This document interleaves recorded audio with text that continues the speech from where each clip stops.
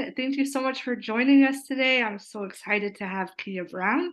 My name is Leah Smith, and I am the Associate Director of the National Center for Disability, Equity, and Intersectionality. Quick image description. I have blondish brown hair, it's chin length. I'm wearing glasses, earrings, and a navy top. And it is National Book Month, and so we are featuring disabled authors.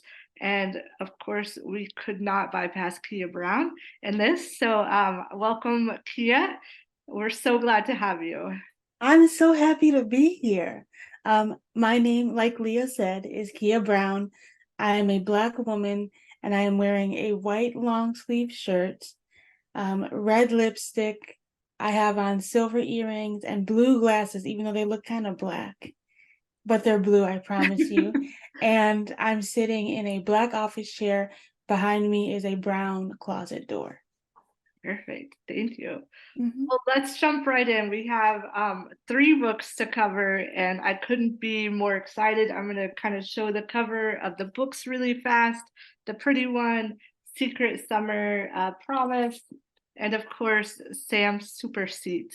So Yes. I have questions about all of them, but my burning question for you is you have a quote, of course, on The Pretty One from Roxane Gay on the cover. Yes. In the acknowledge and then in the acknowledgments of the Secret Summer Promise, you thank her.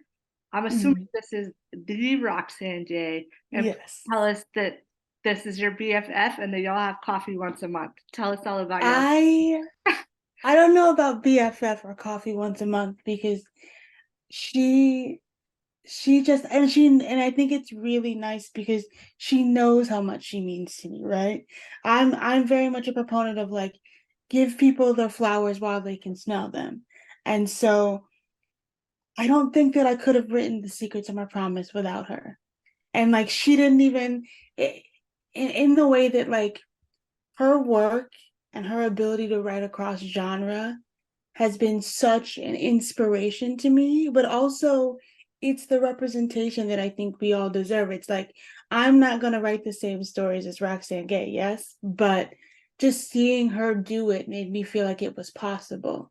Like, I don't think I would have ever realized that despite the dream of always wanting to be an author and tell stories like these, that I could have been able to do it or feel like it was really, truly going to happen for me without consuming her work and being so grateful for like the little nuggets of wisdom she's given me and bits and pieces of advice. Like I remember I've reached out to Roxane at this point so many times just to ask her about like writing process and to get her like thoughts on like covers for books and stuff like that.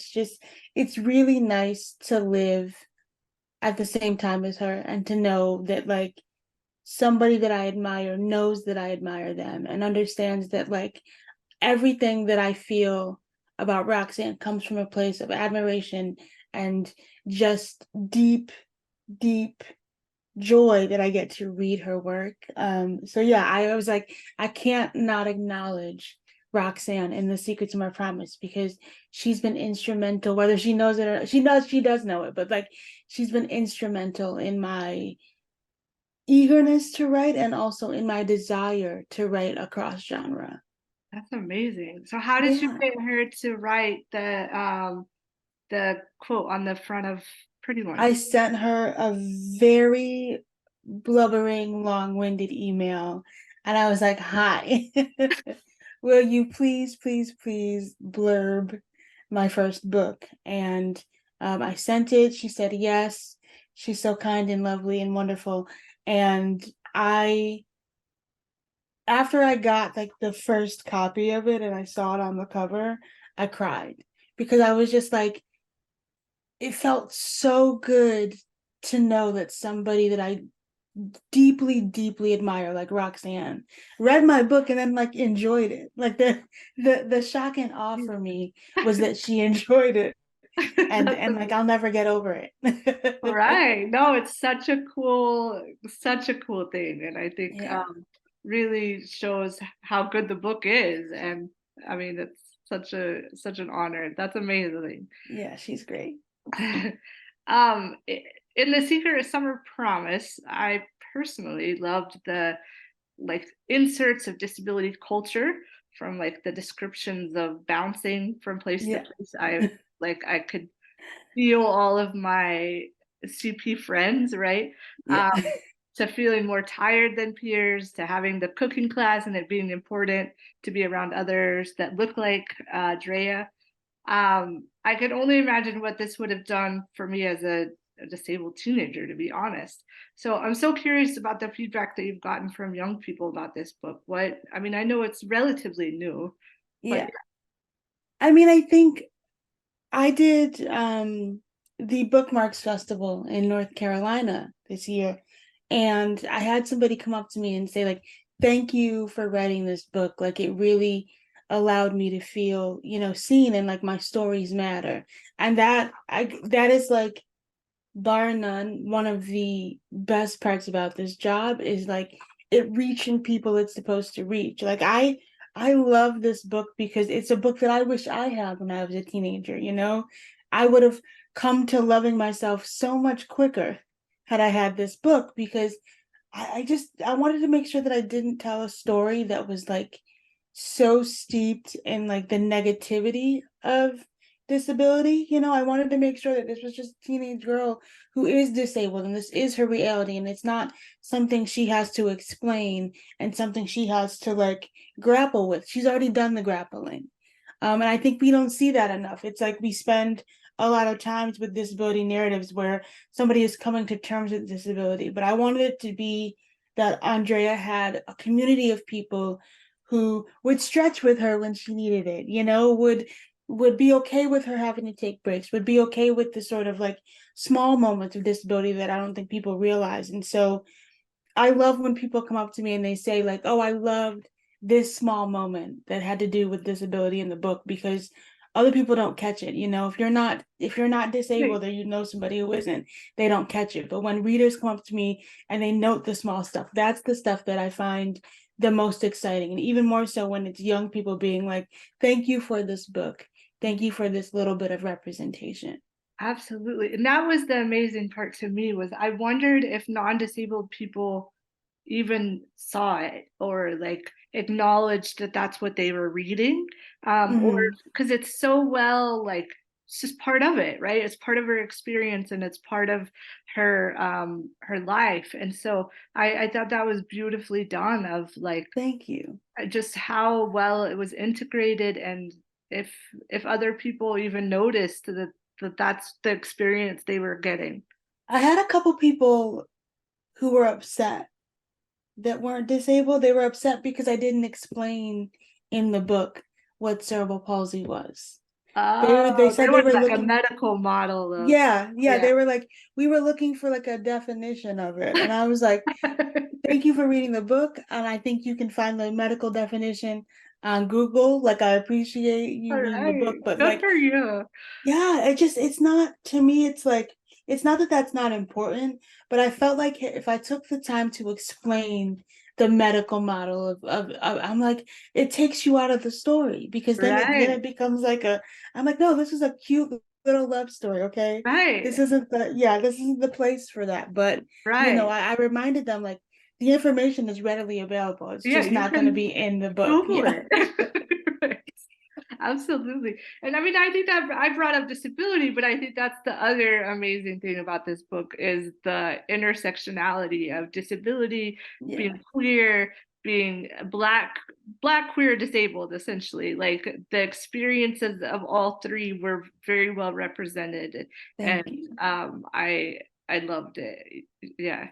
Have you gotten other feedback from other communities? Yes. I've had a lot of queer people also say that they were really happy that they ended up getting together and that like, she didn't choose, Right. a man in I the was end. really worried for a minute. Yeah, that's like a lot of my friends when they were reading it, they were texting me in all caps like, "Keah, what's gonna happen? Wait, don't tell me.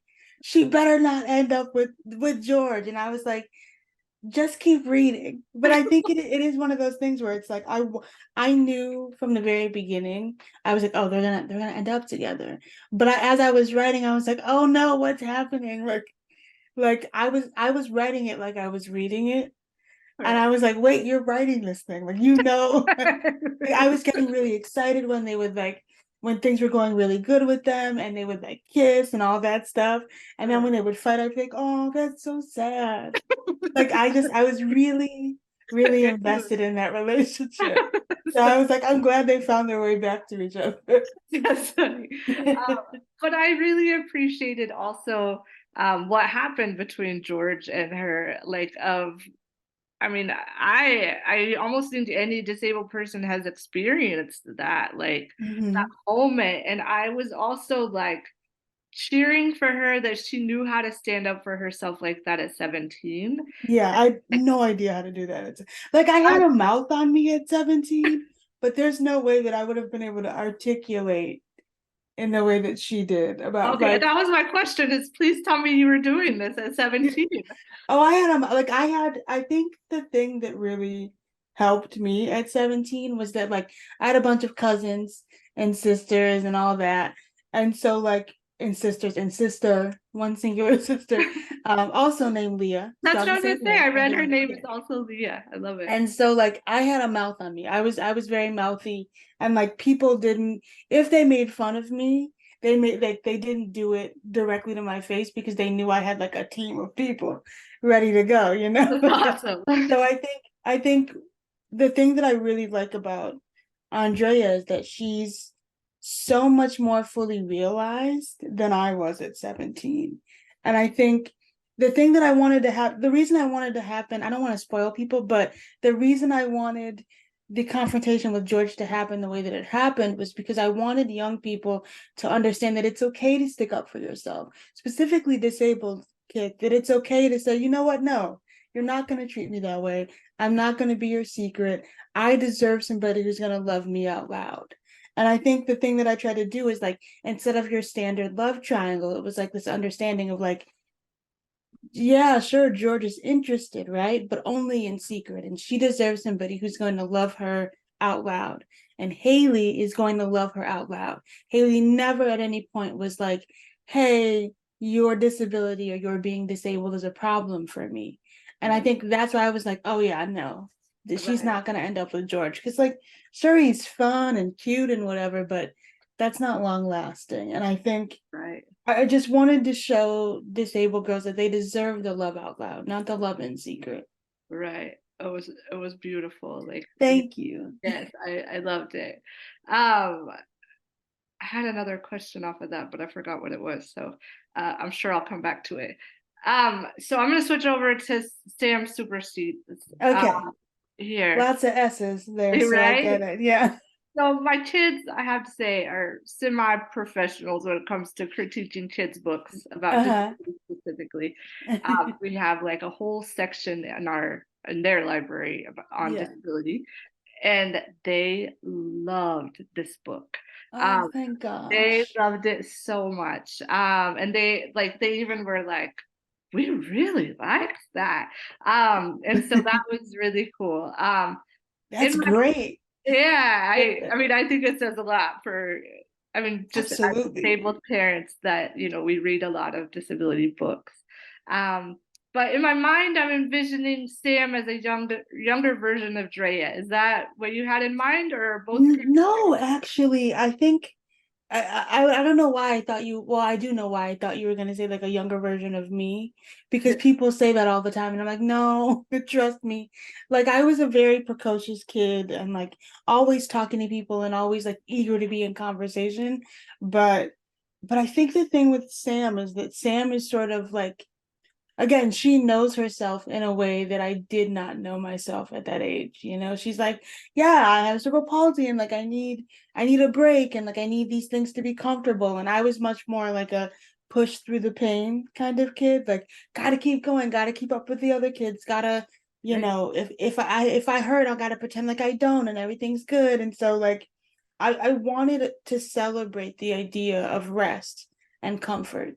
And so Sam isn't me, and she's not Drea, because I think she's her own little person who is gonna like grow up to be, the president of the United States. Like she's the kind of kid that I wish I was friends with at that Right. age. And so that's how I wrote her. I was like, I want to write a kid that I would be friends with and like could learn from.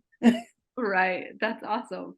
I think there's a in both books there's a like a theme of like huge amounts of parental support. Yes. Did you have that growing up? I mean, it sounds like Yes. yeah. Yes, I have like my mom and so many aunts and uncles. I had like a village of people that Awesome. gave me that support. And I felt like the really, not as an adult, the thing that I treasured the most was that my mom gave me room to breathe. That she wasn't like, hey, you can't do X, Y, and Z thing because you're disabled. She was like, no, you're gonna try, and if you fail, okay, we'll figure it out. But I think she was never a parent that was like, hey, no, you can't do this. It was like if my sister got a bike, I got a bike. If my brother got rollerblades, I got rollerblades. Like she was very much like, we're gonna find adaptions for you, workarounds is what she would call them. And so I think to me as an adult, that's so special because I talk to a lot of disabled people who didn't have that. And so I feel like for me, it was really important to create characters who had parental support, who had parents who understood them and like would let them be kids without holding them back. Because a lot of disabled people that I've talked to as adults are like, my parents weren't like that. They kind of sheltered me.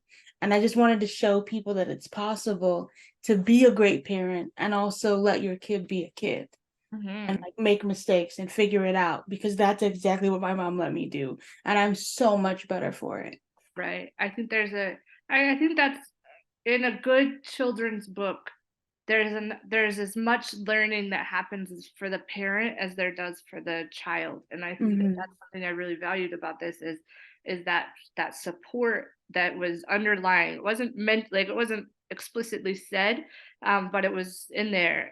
I mean, it was said in some ways, but it was in there, and you could see it, you could feel it, you could. I mean, it was part of who Sam was, right? Mm-hmm. Like, and the same with, I mean, not a children's book, but the super summer seeds.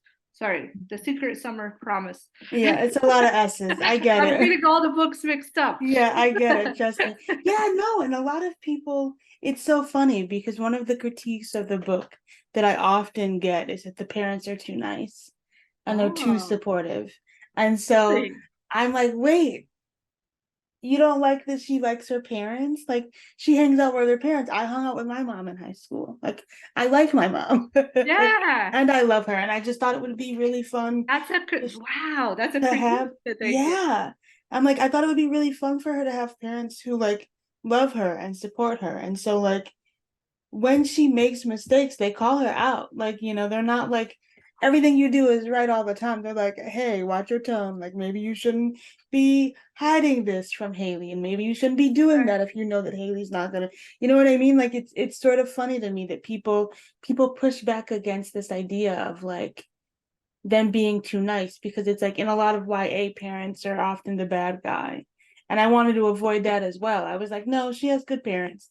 It's okay, like, you Yeah, know what I and mean? it That's, doesn't always have to be like that. yeah, right. I was like, maybe I'll write bad parents one day, but like, I was like, she had a lot going on. She didn't also need her parents to be terrible. No, and I feel You like know? that's what made her who she was and able to Yeah, navigate the world the way she did was to like absolutely. because she had that support to go home to, and she knew that they were going to be there for her. Right.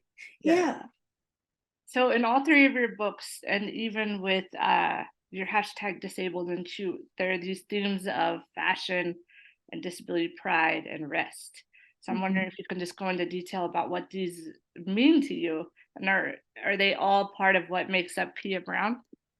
Yeah, absolutely. I think when people always ask me like, "Oh, is this character a younger you?" I'm like, "No, but there are parts of them that I very much relate to." Like I always view fashion as an extension of who we are and a celebration of who we are. I think you can tell so much by someone based off of what they're wearing. And I also think that rest is our right.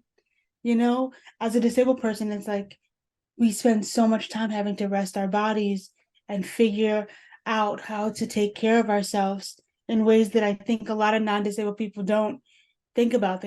They take for granted in some ways. And so every character that I create has or will have by the end of something the understanding of the importance of rest because I have that understanding. And I know that like whether I create a disabled character or not, they're going to prioritize rest because I think everybody deserves rest, whether you're disabled or not. So I'm like, yeah, absolutely. Like fashion and rest. And what was the other thing? I forgot. Oh, just disability pride. Yes, yes, yes. Fashion and rest. And like when I create characters that are disabled, I want them to know that there's nothing wrong with their being disabled. I think there are a lot of stories out there, some of them great, some of them not, about figuring out how to love your disabled body. And it's a canon event. We've all been through the experience of trying to figure out who we are and being okay with that. And I think it's an everyday process. But for me, it's really important that if I create a disabled character, they're not going to go through the process of like ever in my books, gonna go through the process of like, man, being disabled is so hard and like I hate it and I'm uncomfortable because like I don't want to put that out in the world further. It's already out there. And so I'm like that's never gonna be my bag. I'm always gonna create a character who she might not, always make the right decisions and she'll be messy and complicated and maybe she'll have a bad day or two. But it's not ever going to be the focus of a character that I create. Right. That's awesome.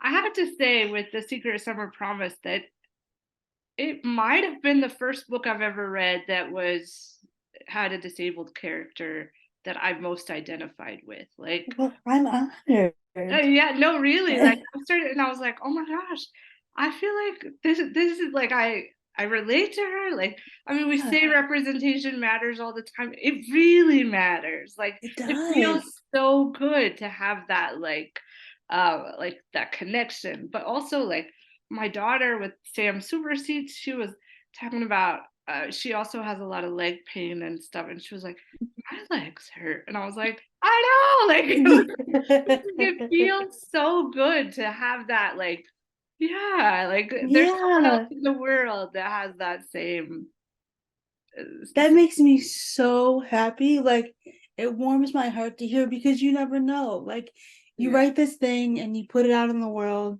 and you're like, I hope people like it. I like it. We'll just keep our right. fingers crossed and hope for the best. So to Right. hear it, I'm like, yes, thank you so much. Yeah, no, truly. And I mean, I'm involved in the disability community. I read a lot. I just feel like that character was very, very well developed and Thank you. yeah, of Yeah, course. she meant a lot to me. I think I always say like I'm a child of Sarah Dessen. Sarah Dessen raised me. Who's Sarah Dessen? I Sarah Dessen is this young adult author whose books I devoured in high oh school. wow, I gotta go And check she, her out now. yeah, Try the Truth About Forever or Just Listen. Those are my two favorites. Okay. She writes these stories about these like young girls, like they're like in high school and they're like older sometimes and they're figuring it all out and they fall in love with this like random mysterious guy and like sometimes they have really life altering friendships. And I just remember like being obsessed with them. And I was like, Wow. I want to write a book that makes people feel like these books make me feel. And Right. I think with The Secrets of My Promise, it was like trying to pay homage to that. And also my idea of like a syrupy, slow, but like wonderful summer. And I think people, because that also one of the criticisms I got was that like it read young, that my book read younger because like they weren't doing things that teenagers these days do, I guess. Oh And I was wow. like, I was this teenager. I think it's okay to not have a narrative of teenagers that's like them going out and drinking or doing drugs. Like that's a reality for some teens, but there are also some of us who stayed home and read books and like hung out with their Yeah. parents. And I think to me it's like the characters I wanna write what I understand and what I feel like I can learn, you know. I don't want to write something that just feels so foreign to me and like so so much like a trend. And I think I'm not gonna write something that I don't know the reality of. Right. And like I didn't like my friends were like, why are people saying, like I think people wanted me to write more of a euphoria type Uh, YA book. And I was like, again, euphoria is somebody else's lived right. experience, but it's not going to be that for these girls. Like they Right. like their parents, they hang out with their parents, and I also tried too with the Secrets of My Promise because it's like one of the characters, Olivia, she doesn't have a great relationship with her parents. They're like very absent from her life. So I felt like I really tried to give both sides of the coin, where it's like you have these loving parents over here, and like a single mom over here who loves her daughter with her whole heart. And then you have Olivia, who looks like she has everything and everything's perfect, but the one thing she doesn't have is the love and attention of her parents. And I think to me, those sorts of things are as compelling as, if not more compelling to me, than like, the salaciousness of like sex, drugs, and alcohol for young people. Mhm. I agree. And something else I really appreciated about this book, uh, like oftentimes when you're reading books like this, there's no like trigger warning about any kind of, it's kind of just thrown in there. And I Yeah, appreciated that there wasn't any in this book, and there was nothing like that that would be like, it was just a nice read. thank you. It wasn't like I didn't have to worry about any graphic, not that like pictures, I just mean like your mind's eye, like create, Right. yeah. So, Yeah. oh, go ahead. No, absolutely. I mean, I think like sometimes things are done for shock value, and it's just like not how I write. Right. I can't, I don't, I couldn't imagine like in the middle of the book, it's like, I'm not gonna put a car crash in the middle of the book where somebody just like dies. Like Right. I don't, because those sorts of things, like I still get panicky when I'm watching a movie and I see somebody get in a car because you're so used to it. Like in a movie, somebody's like, they're in a car, uh-oh, there's gonna be a crash. And I'm like, Right. I'm not gonna do that to readers. I think Right. Right. some people are really good at the whole like surprise, like shock thing. And I'm just not. I'm like, you listen, this is what you're gonna get. All Hope right. you enjoy it. Like Something that's been really interesting throughout all of these panel discussions is like people telling authors how they should have written something. And yes. I think it's so interesting. It's like, I think there's a sense of ownership when you read something and you feel like Yeah. that's not how it should have gone. I'm gonna tell her. Yeah. It's just so interesting because I'm like, that's how they wrote it. You just have to accept it. Yeah, I mean, I've gotten a couple reviews, and like emails of people being like, I don't like the way that you wrote this scene in this book. Here's how I would have did it. Like there was my aunt, bless her heart, she was doing the thing that aunts do, or like she was like, well, most of your Goodreads reviews are good. It was just this one lady who was like, this is how I would have wrote it. I was like, stop right there. I was like, Goodreads reviews are none of my business. They're not for me. They're for the reader. I don't even know. And she was like, yeah, well, it was just a longer review of her saying like this is how she would have wrote it or wrote this section. And I was like, okay, well, when she writes the book she wants to write, that's great. All But right. like, yeah, I think it happened a lot too, not so much with Sam Superseeds, but with the pretty one. Mm. A lot of people were like, I would have rearranged some things. And I'm like, okay, like thank you for the feedback. I hope you enjoy the rest of the book or use it as a doorstop, whatever you feel comfortable with. But it is really funny when people are like, this is how I would do it. All And I'm right. like, Thank you. I didn't ask, but thank you. And also like, okay, go write your own book. Yeah, like go Like write it. You got this. Like go do it. totally. So talking about the pretty one, I have some questions about it. They're a little Okay. more like detailed, but the second essay in the pretty one entitled "Love You Mean It" Hmm. was really impactful. Um, in it, you explore basically how you can experience harm and commit harm in different areas of your life simultaneously. Uh, Hmm. I found your discussion of the jealousy that permeated your relationship with your twin sister Leah growing up and your frank examination of what your process of repair looked like Yeah. now as adults. It was so human and honest. Thank you. Were you nervous to write about this so candidly? And I I'm just mean, curious if you ever felt like you were expected to be the perfect disabled woman. I think what allowed me to write that essay is truly delusion.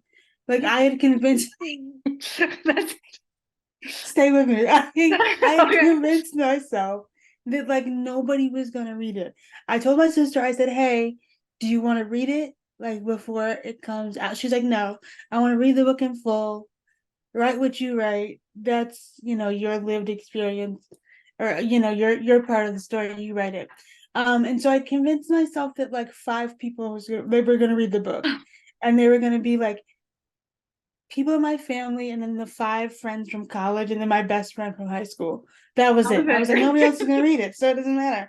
But I think I get a lot of good feedback about that essay specifically because I think people people look at twins, and I say this in the essay, like the Mary Kate and Ashley, the Tia and Tamara, and I love both sets of twins so much, but people sort of conflate twin relationships as like very close and like finishing each other's sentences, making sure that like we dress alike or can switch classes. And I think for me it was just sort of exploring my regret at not having that, but also the reality of not having that.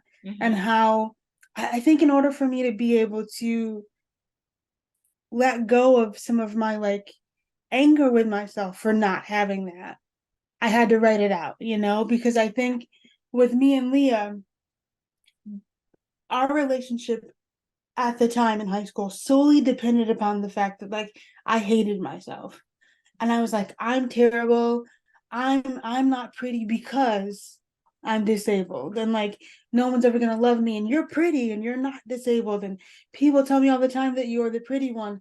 I think in order for me to really let that go, I had to just write it and Mhm. let it go. And I'm really touched that people, whether they're twins and disabled or not, have felt like, oh, I understand if it's not my sister, what a complex relationship it is when Mhm. you share space with somebody that you've shared your life with. And then you sort of have to like figure out who you are separately as well as together and like what that looks like. Like I had no idea. I think one of the things about college, and I think I say this in the essay, it's been a while since I read it, but um I I think the great thing to me about college, outside of the friends that I made and like the memories, was that it allowed me to see Leah as a person and not my adversary. Mhm. Because for all of that time I saw her as my adversary. I was like, oh, she's the pretty one, which makes me the ugly one, and therefore I must, hurt her like I've envisioned her hurting me.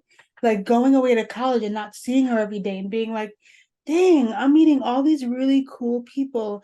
And like I love my friends, but all these things that I love about them, Leah also has. Oh, It was a really good way for me to step back from what I feel and felt like was wrong with me, and placing blame on her, to realize like, oh, you can actually dislike yourself. This is my thought process in college. I was like, oh, you can actually you can actually dislike yourself without disliking your sister, because she didn't do anything to you. She was just born.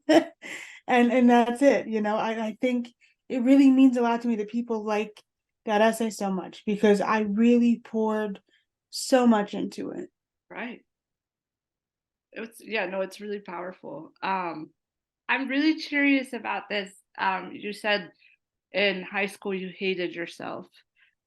Like, tell me about the process of, like, I mean, I think disability pride and loving yourself and all of that is a continuum. Like, I don't think we ever Yes, like arrive, but tell me how you got from, like, how did you get from there to here of it was what, rough. yeah. But I think like, and I always make the joke, it's a canon event for a lot of disabled people.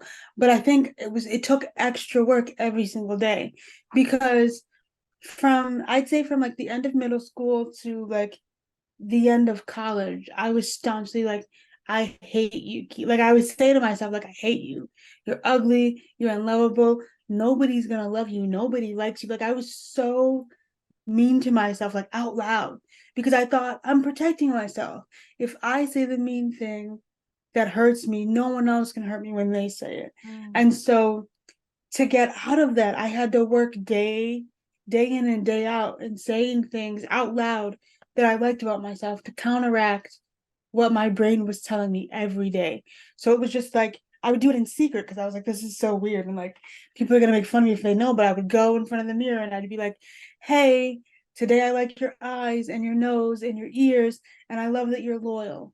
And then the next day it would be like, I like your hips and your knees and your boobs, and I love that you're loyal to your friends and you have good taste in music. Like I was doing that every So you were single doing day. what Sam does and Sam's, Yes. yeah, that's Yes, awesome. I gave her that. That's awesome. I was like, "Here, Sam, have this." But yeah, I was doing it every single day, and then I woke up and I was like, "Oh, wow! It feels so good to like be alive."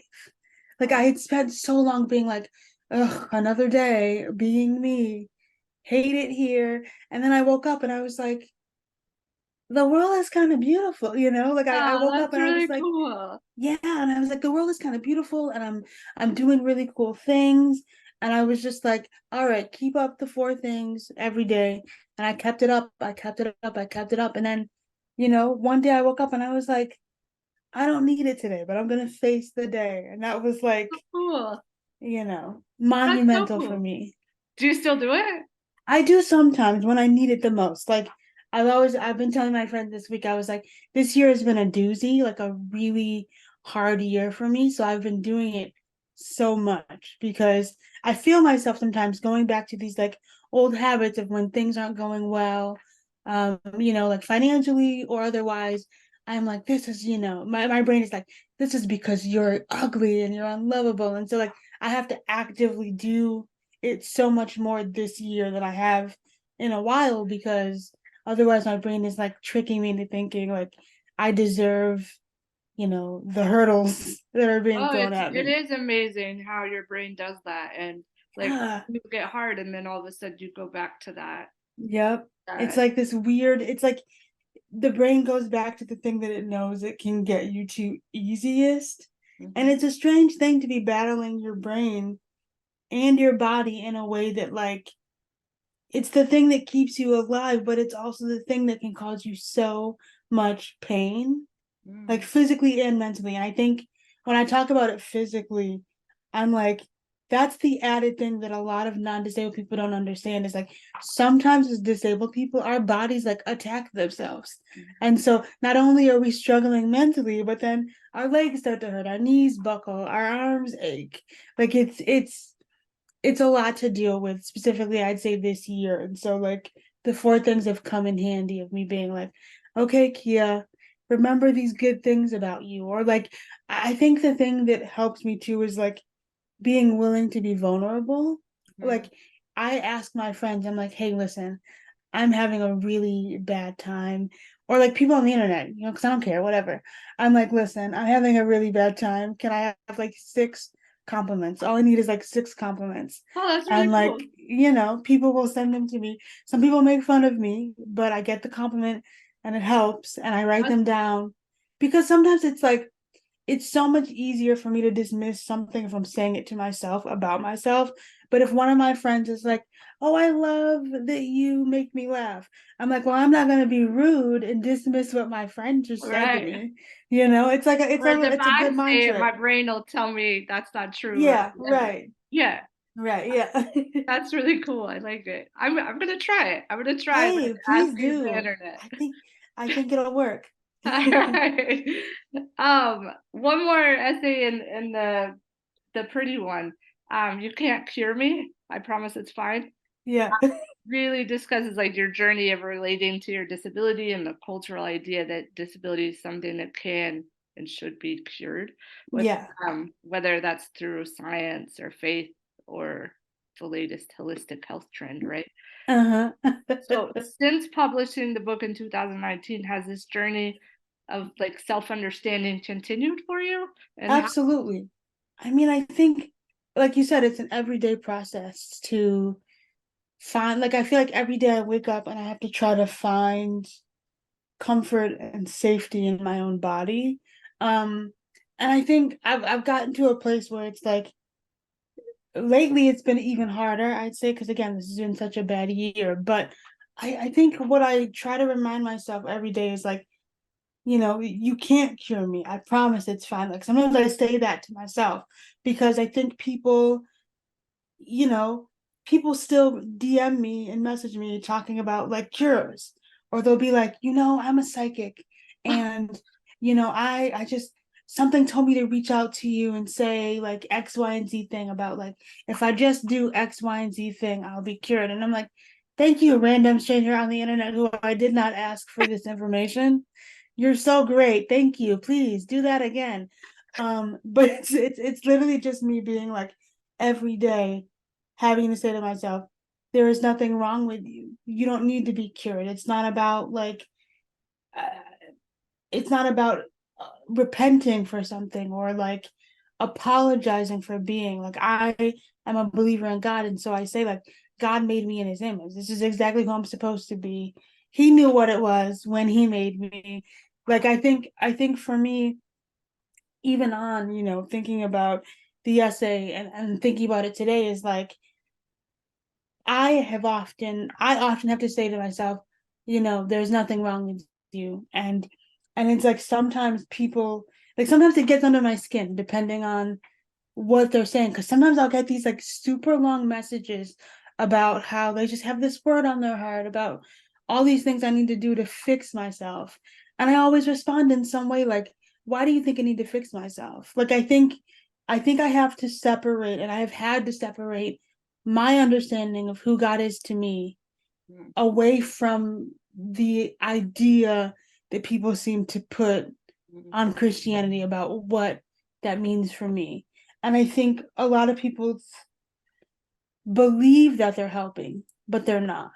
And I have had to really sit with myself and say like, here are my boundaries, and like I love you, God, but like I can't go to churches where they talk about how like, oh, it's a sin to be queer, or like, this person was fixed with holy water. Like I can't be in those places and in those spaces because it literally it really negatively impacts how I see myself. And also like I came out later in life, right? So it's part of the reason I took so long to come out, because I just knew that there was going to be this sort of like damnation. And I really just try to develop my own relationship with God and what that looks like, because being in those spaces of like churches and all these people who mean well, it's like whatever's coming at me is always coming at me in this space of like negativity and pain, and like people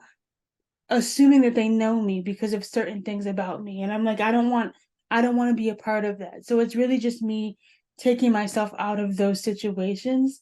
I find more now than I was in 2019. And that's been really nice to just sort of yeah. give myself the freedom to move on from things that aren't serving me. Yeah, absolutely. And to know that that's not serving you. And I think Yes. that I don't think, I don't know, the general like non-disabled population understands how often these things are said to us and how often like on the street or Mhm. private message or whatever it is, how often people comment on our bodies and or Yeah. in some capacity or another. Right, absolutely. And people, non-disabled people often pretend as though we're making it up. Hmm. It's like, no, I would love to go to Walmart without somebody shouting, like, what happened to you? Hmm. What's wrong with you? And it's like, what they don't understand is that just because you're curious doesn't mean you're owed our diagnoses. Like, Hmm. I think people forget that being disabled in public, people don't treat you like a person. They treat you like a sideshow, like an absolute object at a zoo. And you're like, no, I just want to come here to shop and get the things that I want to get.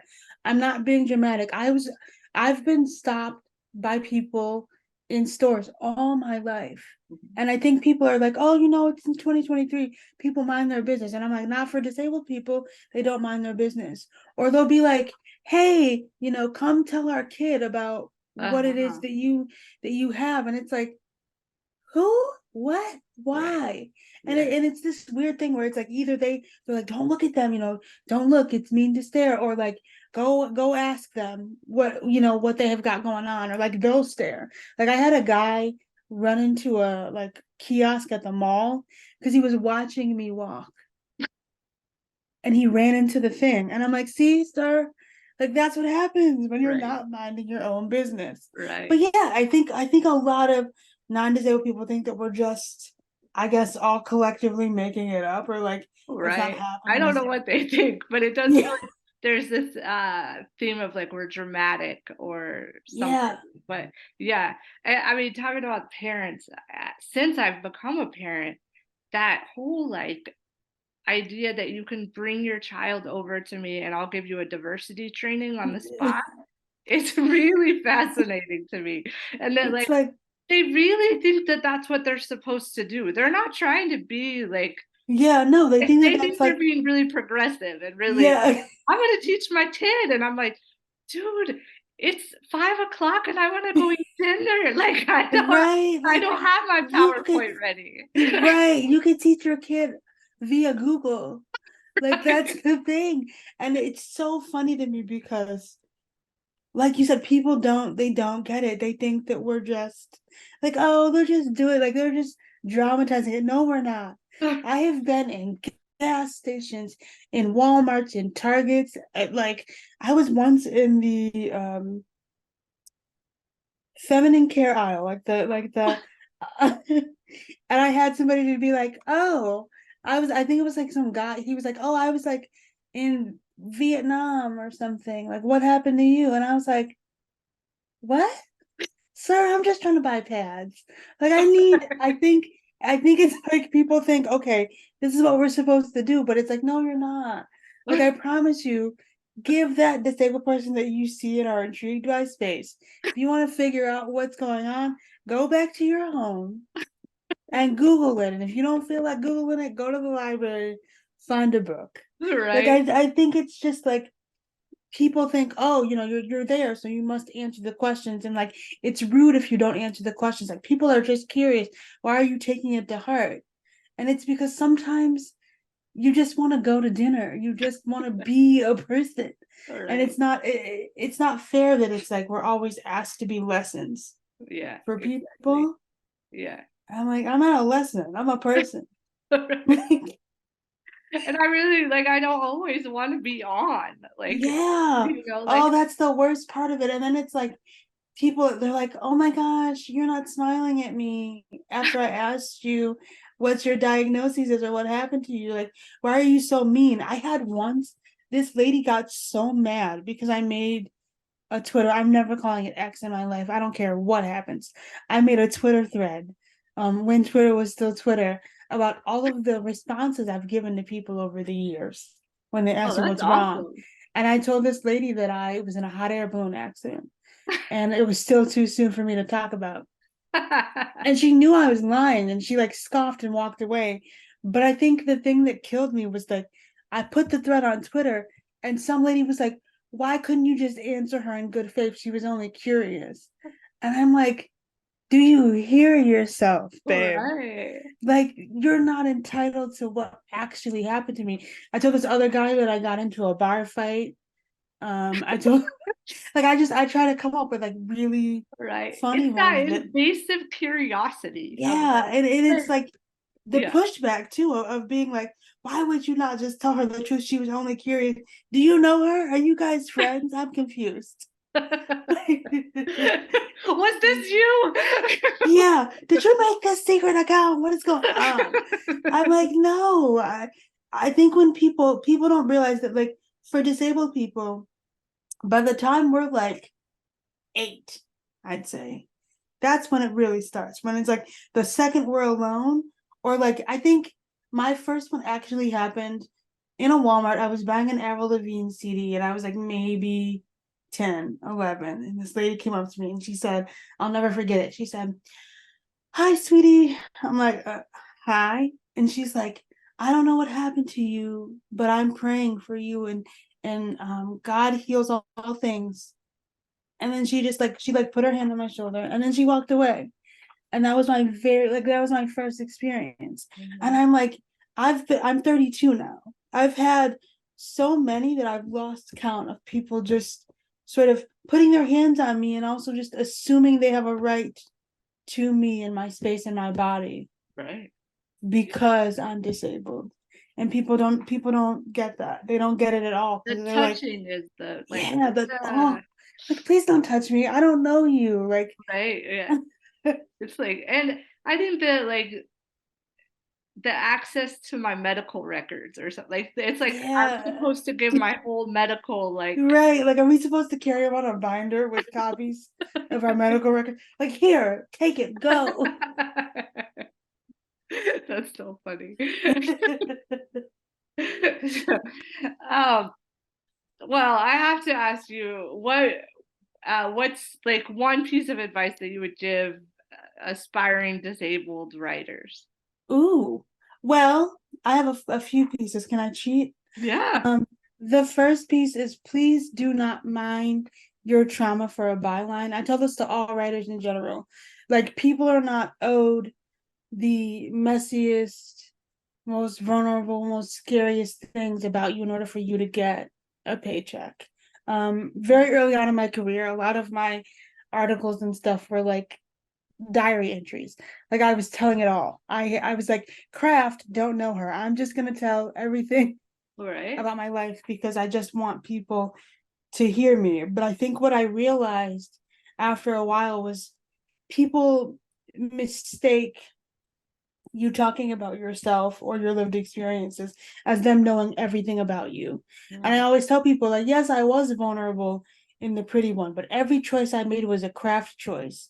I mm, didn't just like you don't know me because you don't know everything there is to know about me because you read the book. mm. And so I always tell young writers like keep some things for yourself. You Yeah. know, you're allowed to have things that nobody ever needs to know, or Right. only a few select people need to know. Like, keep some things close to the vest. Don't give, the byline or the editor or the audience every single thing you have because you need stuff that is just for you. Absolutely. I would also say like don't be afraid to write outside of your like lived experience in terms of like for me I had this conversation with my literary agent like a week ago. I was like, what if I want to just write a character that's not disabled? Like, can I do that? Like I was like, can I do that? And he was like, absolutely. And so I always say like whether you're disabled, you're black or you're queer or whatever, it's okay for you to just write a regular. I think specifically for disabled writers, I would say it's okay for you to just write a regular character if that's what you want to do, you know? Because I think sometimes when we're as marginalized people, we're told like, oh, this is all you get. This Mm, is all you know how to do. This is all that's possible for you. But I think that there's something beautiful about telling a story in whatever way you want to tell it and knowing that because of the like my friend always says, like because of the person who wrote it, it makes it a disabled story, whether they're disabled or not. And that it's okay for you to step out of, the perceived box that people have you in. And I was so afraid to have that conversation with my agent. And we talked for like a couple of hours. And he was like, I never want you to think that you can't write anything, that you can't write something that changes people's, hearts and minds without it having to be your lived experience exactly. Like, you should draw from what you know, absolutely. But also do the thing that makes you feel you're most fired up and excited. Mhm. Don't just write something because you feel it out of obligation. That Mhm. would be my other piece of advice. It's like, write the thing you want to write, not the thing you feel like you have to write. Mhm. Because you write the thing that you feel like you have to write, and it takes so much out of you, both physically and mentally. And you're like, why am I even doing this? Before you even get midway, you're like, wait, this doesn't feel good. And I've been there, and I'm speaking specifically from experience. Like, write the thing that makes you feel something, not the thing that you feel like you have to write. That's really. So yeah, so do that, and then make sure that you're keeping some things for yourself, and also know that there's a story worth telling. I think a lot of times people are like, oh, you've read one disabled story, you've read them all. That's not true. There's somebody out there ready and willing and eager for your story. You just have to write it. Mhm. Absolutely. That's good advice. I really like it. Thank you. Yeah. How did you don't have to pick all three books. You can pick one or another, but what was I guess, one book that you evolved and grew from the most? I would say The Secrets of My Promise, and not just because it's the newest. I think I've always like fiction is my first love, right? So writing the pretty one first was just wild to me because I had convinced myself like I'm gonna be a fiction writer and like I'm gonna write fiction, and then I started to get some notoriety because of the hashtag, and like I was writing articles, and my literary agent was like, you know what? Because I had bugged him immediately. I'm like, let me write an essay collection, like it's gonna be great. And he was like, let's hold off and see what fiction you have first. And then things were like, I was like, oh, okay, now it does make sense for me to write an essay collection. And don't get me wrong, I love the pretty one and I love Sam Superseats. But I think I grew from The Secrets of My Promise because I allowed myself to dream of a world in the expanse of a novel and like these characters and what the relationships are to each other. And it felt like, oh, like once I finished it and it was out in the world, I was like, oh, I can do this again. Mm, And I spent so long being like, oh my God, I'm not a real writer because I haven't written fiction. And my literary agent spent so long being like, that's not true. Like poor Alex, he has to do these like pep talks, I always call them. But I think it was like after that book came out, I was like, oh, if I did it once, I can do it again. And right. so now it feels like the world is open to me. I can write more YA, I can write middle grade, I can write whatever because I did it for fiction the first time. So I'm like, okay, well, the children's book was fiction as well. So let me be clear. But like a full length novel, I'm like, oh, I can do that now because I've done it before. Right. And like my favorite thing about The Secrets of My Promise is the acknowledgments. I'm such an acknowledgments girl. I I love wanted to write an acknowledgments page for the children's book, but they don't do that. So I was like, fine, it's fine. Like Which one was the hardest to write? I would say the hardest to write was the pretty one because I was like, it's my first book. I can't leave anybody out. I'm like, I've got to hit everybody. I got to make sure that everybody knows how much I love them and how grateful I am. And like yeah, it was definitely the pretty one that was hardest. The Secrets of Our Promise, though, I really love those acknowledgments. Like I tell people, I'm like, when you read the book, read the acknowledgments when you're done. Like treat that as part of the book. The And book. they're like, okay. Now I gotta go back and really read them. I love them because I think writing is such an isolating experience. It's literally you and your laptop, and then hopefully, like, you sell it, and then it becomes you, your laptop, and the editor. But when you're writing it, it's like, oh gosh, it's just me and these words and these keys. But like the process of writing and creating, I feel like I don't do alone, whether it's like asking my friends what the word for and like onlook is, or like forget, like, or like, oh, I'm going to take a break and just talk to my friend for 5 minutes. Like, to me, that's all a part of the writing process. And so I get to the acknowledgments and I'm like, all right, it's time to thank the people that helped me write this book.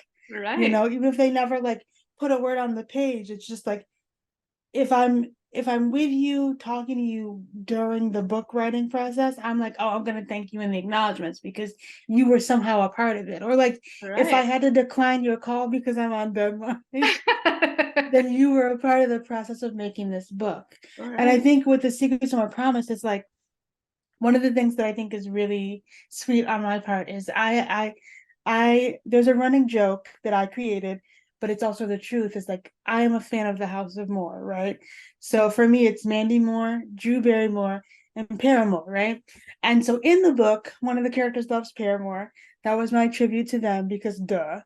And then in the acknowledgments, I thank both Mandy, who I'm so honored to be actual friends with. And Maybe yeah, more. yes, I love That's her so much. amazing. She's the sweetest person in the world. So I thanked her, and then I thanked Drew Barrymore and Selma Blair and a couple of my other friends. And it was just so nice to me because I think I am a lover of rom-coms. And so I wanted to make sure that I thanked my two queens of rom-coms because I'm like, you guys got me here. Like, does Drew Well, Barrymore now know you I gotta back exist? up and tell us how you became friends with Mandy Moore. Like that's pretty Okay, cool. so Like, yeah, she's amazing. I call her AMG. She's brilliant. So one year, I think it was like at the start of the pandemic, I was like, listen, guys, we're all inside. I was like, we're all cooped up. Like, it's my birthday soon. And so all I want for my birthday is for Mandy Moore to say happy birthday to me. Now, mind you, I was like, of course, like that's not gonna happen, but I'm gonna like push because you never yeah. know. We're all inside. She's probably on her phone, and so I and love so I I'm so grateful to Chrissy Metz for this because we were following each other after we did this like thing called Share the Mic Now, where 50 Black women took over 50 like affluent white women's accounts on Instagram for the day. It was great. And so we were following each other after that. Now I use Instagram and Twitter and Facebook. Like nobody's reading the things that I write. I'm like, whatever. It's like whatever. Somebody find her. I know somebody who knows somebody. And I guess Chrissy Metz was like at work on set of This Is Us and told her about it. And like a couple other people told her about it. And so she messaged me like she followed me on Instagram and then she messaged me. I took a screenshot of it, freaked out on Twitter because I knew she wasn't there. So I was like, I don't have to be professional. And then she wished me happy birthday and our friendship just blossomed from there. And Wow. I love her so much. Like I didn't know. I think it's really funny because I said this to like earlier this year on her birthday post. I'm like, I didn't know that I could love you, the person, more than your characters because Wow. I think she's a really wonderful beautiful person inside and out, and like I got to go to lunch with her on my birthday this year, and she's just lovely, and she's like one of the most supportive and kind and That's funny so people that I know. cool. Yeah, she's amazing. That is so cool. You are so fancy. Like from Roxanne Gay to Mandy Moore. Like you're I fancy. feel very lucky. I'm like, oh my god, I can't believe they tolerate me. I love that you just ask for what you want though. You're like, Yeah, I "Oh think world, this is what I want today." I wonder, I don't know where that comes from because it's so funny. Me and my sister always make the joke. She's like, listen, you took all of the confidence and extrovertedness from me in the womb because she's very shy. And like, I was a kid who would like finish her lines and like the little school play we did. Like, I was always talking for her. I was like the speaker of the two of us. And so I don't know, it's like always carried over for me. And I've always believed like, you won't get what you want unless you ask for it. Like let people help you. And so it has served me really well, I gotta Right? say, because I'm like, I just ask for it and hopefully people say yes. And like, what's the worst they could say? No? Okay, then I'll live. But you never know unless you ask. So That's right. I love it. I love it. Well, I think the last burning question is what's next for you? Do you have another project that you're working on? Yes. Well, first of all, world domination, of course. You're good. I love World it. domination, you know. No, but I really I'm currently co-writing a musical. Oh, So wow. that's been really, really fun. What musical? It's a very cute musical. We're in between titles right now, but it's a story of two twin princesses, and there's magic, and they escape their castle for the first time, and there's a little love story, and Wow. it's really, really fun. And it's like this really beautiful take again on like twins and disability and like what it looks like to be a person in the world and like depend on each other. And so I've been having the time of my life with that. That's I'm awesome. also working on a middle grade book that I hope sees the light of day someday, that I think is a really cute thing. So hopefully that'll be, my next book. I want to write like a billion books. So hopefully that's just, one the next Any one of sneak many. peeks on what it's about? Okay, so it's my first time writing fictional twins um in books, because we're working on it in the musical, but it's really about these twins, and they the book opens on their 12th birthday, and this massive thing happens. And so then they have to spend, the book navigating that massive thing, but also it's a thing that shifts them apart. And so this is the first time in their lives that they're going to be without each other and figuring out who they are on their own. And there's magic, and it's just very cute. That's awesome. And it's in the very, very, very early stages. So fingers crossed that I actually All stick with right. it and I push have no through. doubt that you will. And what about the play? Like any like And possible so dates of when it'll be out? no, we've got a long way to go. So it'll be quite some time before the musical sees the light of day, if it sees the light of day. I'm choosing to say when instead of if, because That's right. That's I'm right. trying to be optimistic about it. I also hope that, like, once things get better for me, I can go back to acting classes, because acting classes have been so much fun and I miss them so much.